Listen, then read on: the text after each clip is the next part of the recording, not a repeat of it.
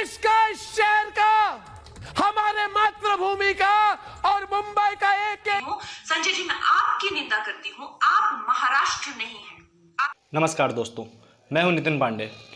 दोस्तों, इस देश में अभिव्यक्ति की आज़ादी है, जिसे देखो वो जो मन में आए वो बोलता है।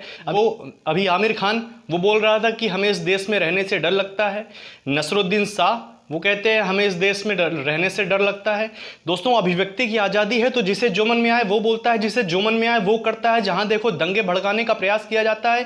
कई ऐसे नेता हैं, कई ऐसे बॉलीवुड अभिनेता हैं, निर्माता हैं जो लगातार ऐसे बयान दिया करते हैं जिन्हें बयानों को सुन करके दंगे फसाद होने का एक डर बना रहता है। लेकिन जहां कंगना रनौत जैसी लड़की, कंगना रनौत जैसी लेडी अगर एक आवाज़ उठाती है, हिंदुत्व की आवाज़ उठाती है, अगर इस देश की मर्यादा को बनाए रखने का प्रयास करती है, तब इन जैसे गद्दार संजय राउत जैसे लोग बीच में अपनी टांग अड़ाते हैं और खुली चेतावनी देते हैं कंगना रनौत को कि यदि आप महाराष्ट्र में आएंगी तो आप साबित नहीं बचेंगे।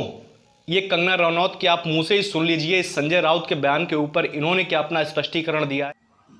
संजय राउत जी, आपने मुझे कहा कि मैं एक हरामखोर लड़की हूँ।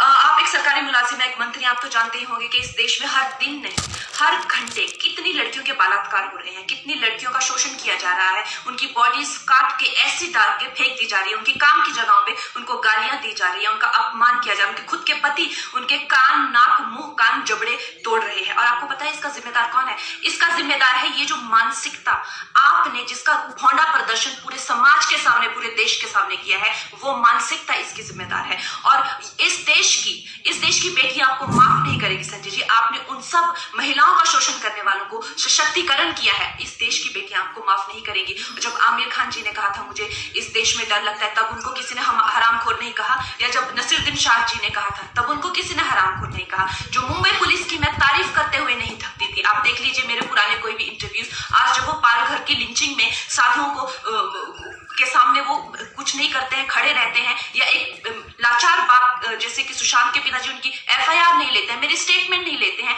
तो इस प्रशासन के चलते हुए अगर मैं उनकी निंदा करती हूँ, ये मेरी अभिव्यक्ति की आजादी है, मैं उनकी निंदा करती हूँ। संजय जी, मैं आपकी निंदा करती हूँ, आप महाराष्ट्र नहीं है।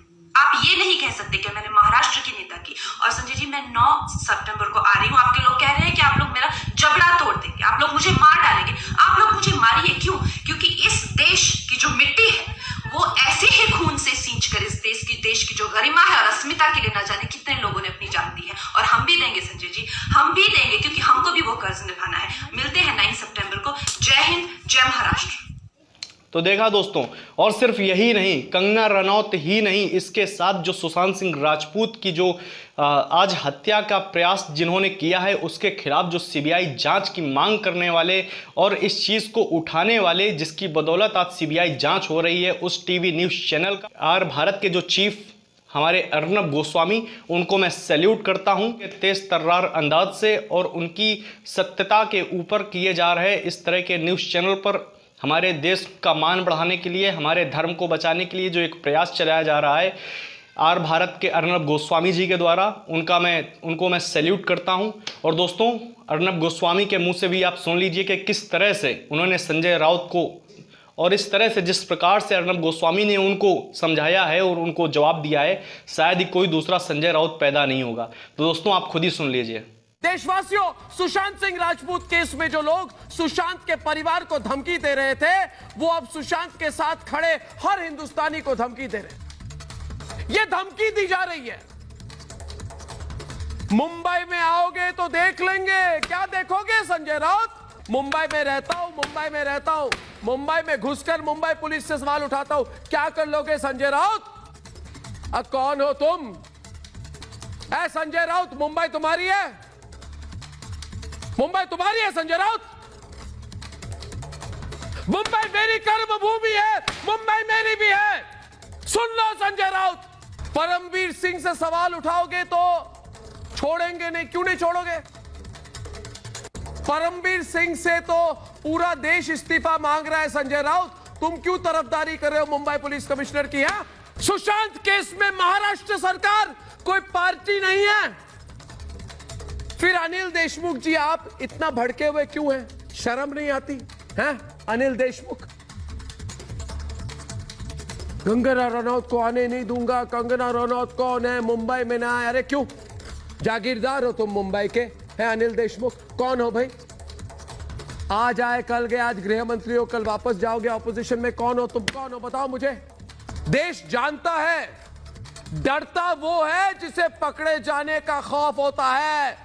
अनिल देशमुख और संजय राउत, याद रखो ये बात कि डरता वो है जिसे राज खुलने का खौफ होता है। डरे हुए हो तुम। इनकी बौखलाहट, इनकी बौखलाहट दोस्तों, इनकी बौखलाहट का वजह मैं देश को बताता हूं आज।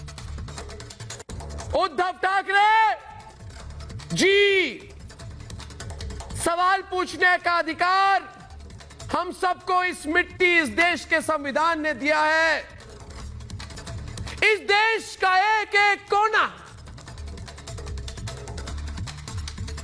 इस देश का, इस शहर का, हमारे मातृभूमि का और मुंबई का एक एक कोना हर हिंदुस्तानी का है। घोषणा मैं करता हूं इस प्रोग्राम पर आज दोस्तों कि मैं उद्धव ठाकरे, संजय राउत और अनिल देशमुख को आमंत्रित करता हूं। 1-to-1 बात हो मेरे साथ, मैं इंटरव्यू करूंगा उनका। संजय राउत जी, हिम्मत है तो आओ सामने, इंटरव्यू होगी आपकी और मेरी। है हिम्मत? है हिम्मत? अगर दोस्तों वीडियो पसंद आया हो तो चैनल को सब्सक्राइब कर दें, लाइक कर दें और जितना हो सके उतना शेयर कर दें। मिलते हैं नेक्स्ट वीडियो में, तब तक के लिए जय हिंद, जय भारत।